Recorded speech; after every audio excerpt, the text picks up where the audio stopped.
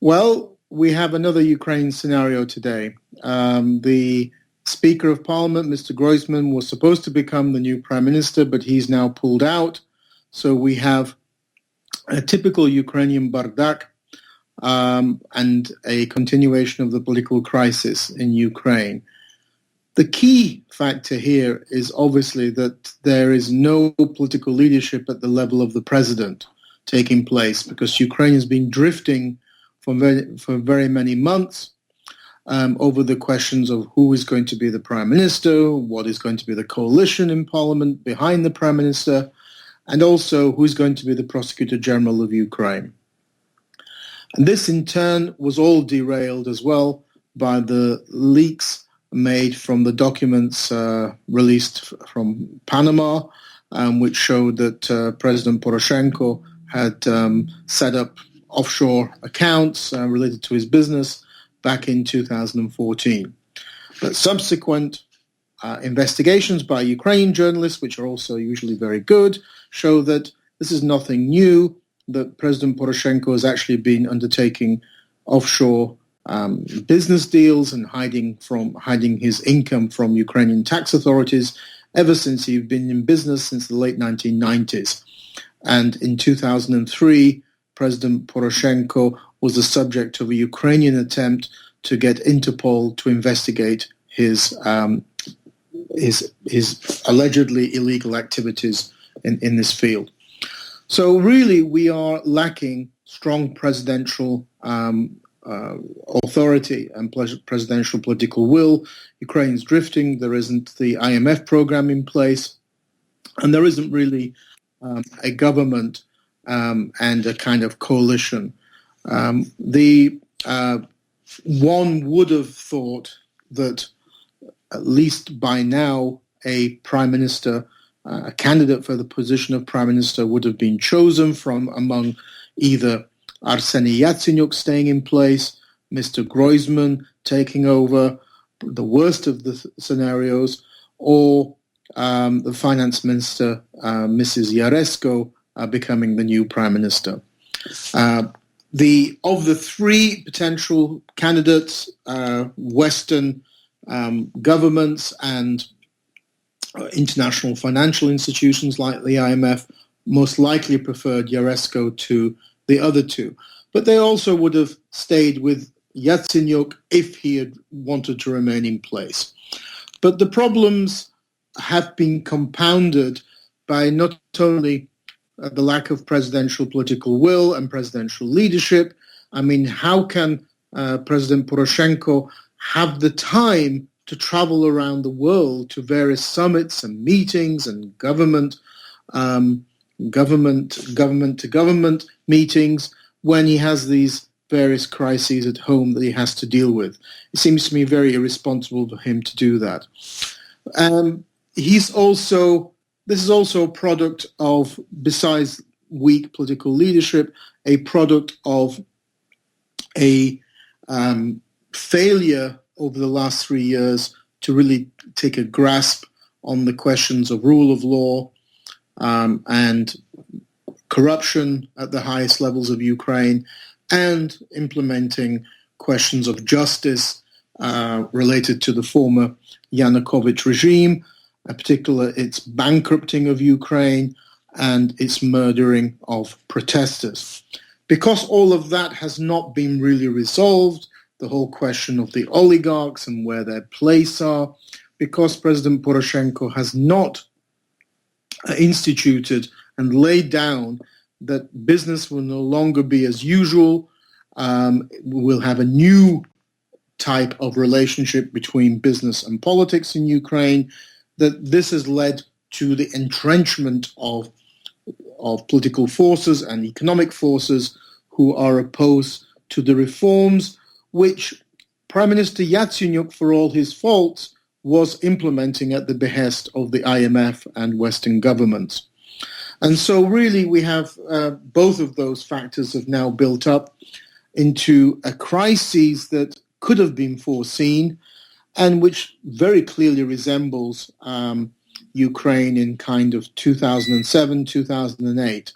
So after the Orange Revolution, Ukrainian politicians do not seem to have really learnt their lessons.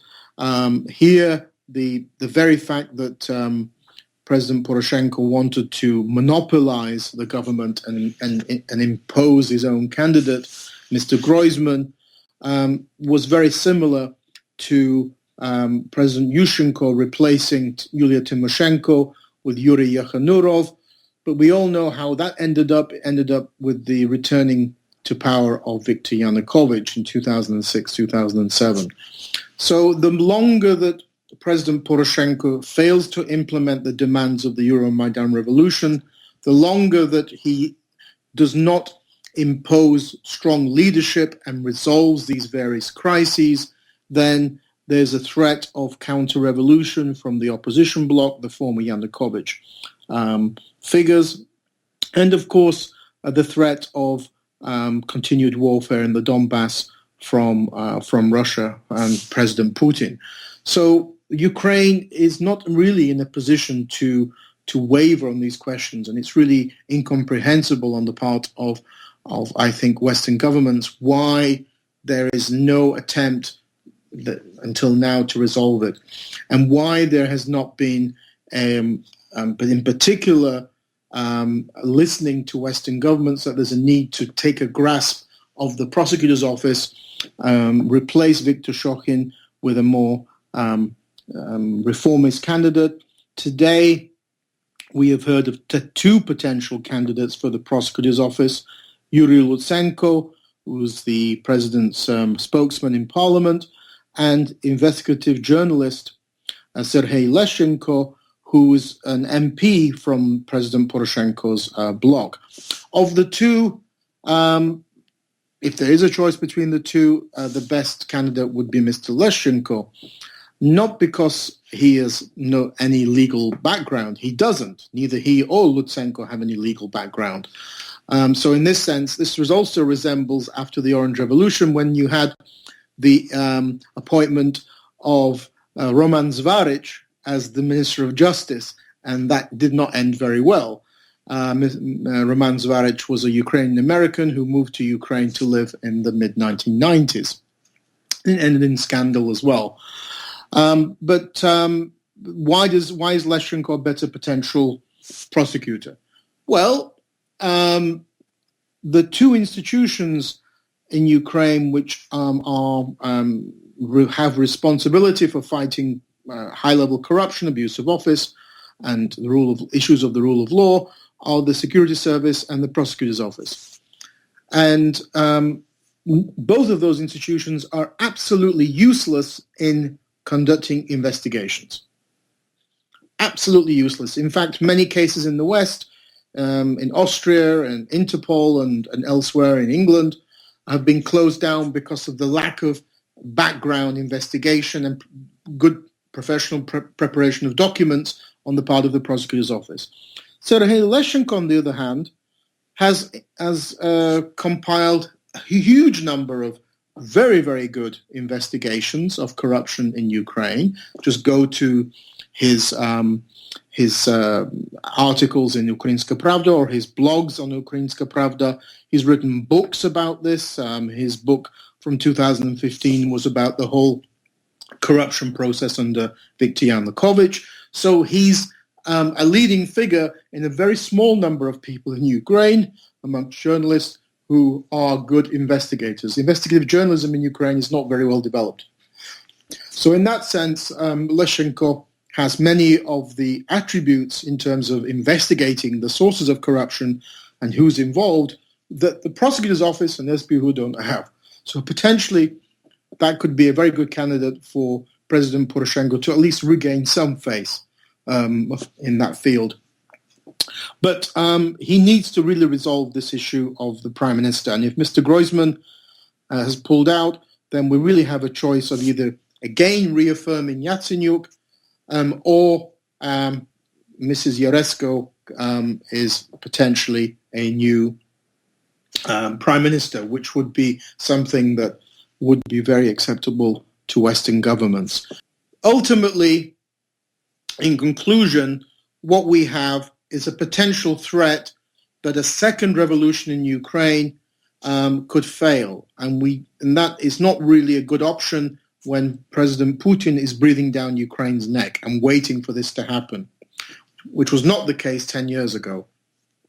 And so there really needs to be some development in that. In both cases, after the Orange Revolution and after the Euromaidan, similar kind of people came to power. Not really radicals, but pragmatists, both in the Yushchenko camp and the Poroshenko camp. And then the opposition in Ukraine, the National Democratic Opposition, was always really grouped into two halves. One half was what I would term the pragmatists, who were willing to cooperate and willing to turn a blind eye to the oligarchs. And this is the Yushchenko-Poroshenko camp.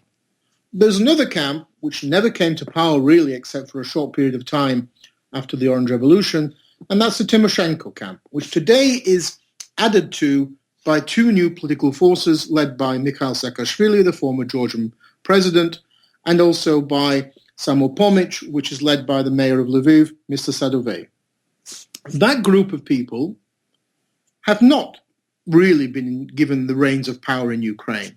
It's been the pragmatists, the Poroshenkos, the Yushchenkos, and they've failed abysmally on issues of fighting corruption and pushing forward the issue of the rule of law. So maybe it's time for a change. Maybe it's time for a change to a new coalition in Ukraine, which would be grouping together the more radicals in the opposition or in the Euromaidan camp, which would be Samopomych, Saakashvili's political force, and Yulia Tymoshenko's Batkivshina. Ukraine can't keep continuing to muddle along and not deal with these very difficult issues. In the 2015 Transparency International rankings, which is called the Corruption Perceptions Index, of the 15 former Soviet republics, Ukraine has only Ukraine's ranking is terrible. Only 3 countries of the 15 have worse rankings than Ukraine on corruption, and they're all in Central Asia. Azerbaijan, Kazakhstan, and Russia, who have massive oil and gas reserves, have better rankings on corruption than Ukraine. Ukraine's corruption rankings have not changed in the last 20 years, last 15 years, certainly since the Orange Revolution, hardly at all. One year when corruption rankings did change was in 2005, when Tymoshenko was prime minister. If you go to the Transparency International, you will see how corruption was massively reduced in 2005. But guess who was then fighting Tymoshenko, and which leading to the crisis? Mr. Poroshenko, who was then Secretary of the National Security and Defense Council. He was bitterly opposed to Tymoshenko's fight against corruption. So we have a lot of stability in Ukraine's overall entrenched corruption and oligarchs' influence in politics and economics. And the pragmatists, the Yushchenkos and the Poroshenkos, have failed to dislodge that. I hope Poroshenko maybe changes. But in the meantime, it's time to pass the baton to the radicals. And those are those 3 political forces I've talked about. Because Ukraine's reforms and Ukraine's fight for justice and fight against high-level corruption, the rule of law, is something that needs to be radically undertaken and not piecemeal and through backroom deals as it has been done since the Euromaidan. Thank you.